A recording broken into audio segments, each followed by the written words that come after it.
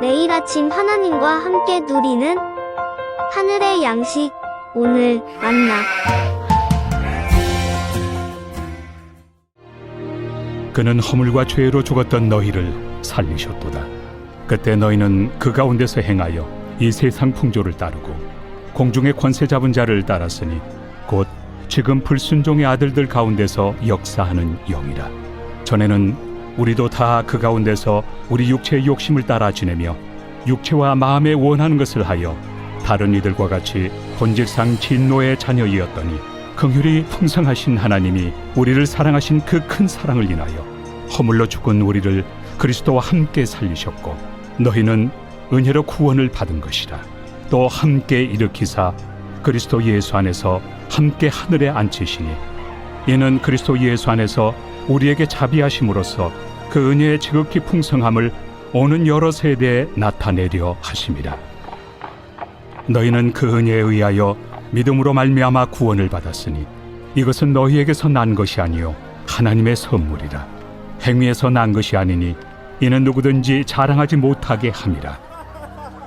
우리는 그가 만드신 바라 그리스도 예수 안에서 선한 일을 위하여 지으심을 받은 자니 이 일은 하나님이 전에 예비하사 우리로 그 가운데서 행하게 하려 하심이니라.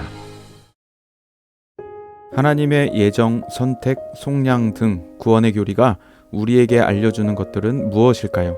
그것을 깨달은 사람들은 삶에 어떤 변화가 일어날까요? 성경은 우리 과거의 상태와 현재의 상태를 정확하게 알려줍니다. 그에 따른 변화는 반드시 나타나게 되죠. 이로써 우리의 구원이 얼마나 극적인 드라마와 같았는지도 되돌아보게 됩니다. 과거 우리는 허물과 죄로 죽었던 상태였습니다. 죽은 상태는 움직일 힘도 기대할 수 없는 상태였죠. 기대할 것도 소망할 것도 없는 상태였습니다. 죽음의 상태였기에 찾는 것은 죽은 것들인 어둠뿐이었습니다. 선지자 이사야 예언대로 우리는 다 양 같아서 그릇 행하고 각기 제 길로 간 것입니다. 누가 가르쳐주지 않더라도 죄를 저지르는 상태였습니다. 잘못된 습관, 잘못된 행동, 잘못된 인생을 살아온 우리들이었습니다. 하나님은 이것을 안타까워 하셨죠. 아담의 범죄로 자신의 자녀들이 죄인으로 살아가는 것을 가만두고 계시지 않으셨습니다. 소망 없는 우리는 오직 하나님만이 살리실 수 있으셨습니다.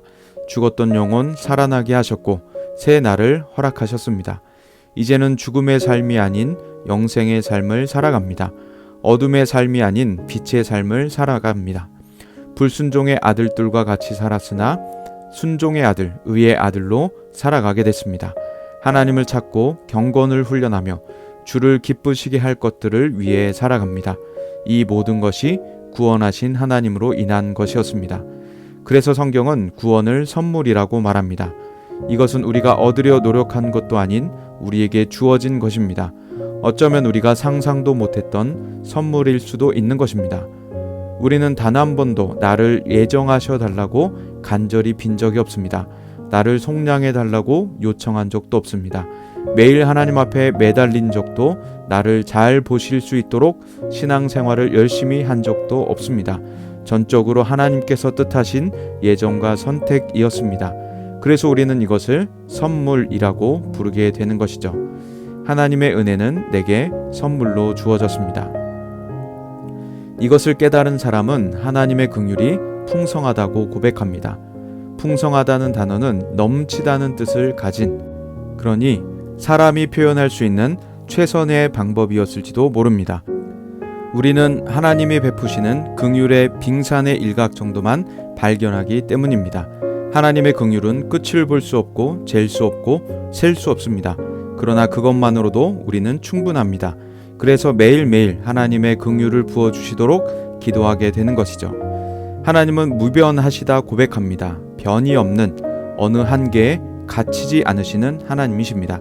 그 하나님의 무한성은 긍휼로 나타나 우리에게 베풀어지고 있습니다. 우리를 향해 셀 수 없는, 끝을 알 수 없는 긍휼을 베풀어주고 계십니다. 그 긍휼이 풍성한 오늘 하루 되시기를 소망합니다. 하나님의 예정, 선택, 속량의 은총은 다 이해하기 어려운 신비하신 하나님의 사랑입니다. 그래서 사람들은 왜 날 사랑하나와 같은 하나님의 신비로운 사랑을 찬양하는 노래를 부르기도 하는 것이죠. 우리로 이해하기 어려운 일방적인 은총과 사랑, 그 앞에 우린 감격과 찬양, 눈물로 밖에 나아갈 길이 없음을 알게 됩니다. 그 감격으로 찬양하는 자들이 주일에 모여 예배당에서 한 마음으로 하나님을 예배합니다. 그 예배는 축제와 같이 새 생명 얻은 기쁨이 있습니다. 그 기쁨의 함성으로 예배당을 가득 메우게 됩니다. 예배 후에 새 생명 얻은 우리는 성도들과 함께 가족된 교제를 나누게 됩니다. 이처럼 풍성한 교제를 나누고 누리는 곳이 교회이며 우리의 주일인 것입니다. 그 은혜가 우리 주일에 가득하시기를 바랍니다. 또 선물 받은 자는 구원과 경건이 나의 공로가 아니란 것을 잘 기억하게 됩니다. 도저히 구원받을 자격과 조건이 없던 자신에게 죄 용서와 영생이란 큰 선물이 주어졌습니다. 또한 성령께서 내주하시며 우리를 계속 경건하게 살도록 도와주십니다. 그래서 우리는 구원과 경건 앞에 내세울 것이 하나도 없는 존재임을 늘 자각하게 됩니다.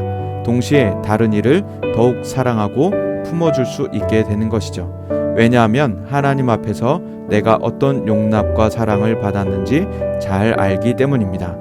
다른 이의 약점을 잘 감싸주며 다른 이의 성장을 묵묵히 응원하고 격려하고 기도해 주게 됩니다. 세상 어디서도 없는 진정한 사랑이 하나님의 구원받은 자들 안에 나타나게 됩니다. 이것이 바로 교회 안에 가득하다는 것이죠. 오늘은 새 생명 얻은 자들의 축제일인 주일입니다. 구원과 경건을 선물로 받은 이들이 각처에서 한 예배당으로 모입니다. 한 하나님을 예배합니다. 한 말씀을 듣습니다. 그리고 한 사랑을 나눕니다.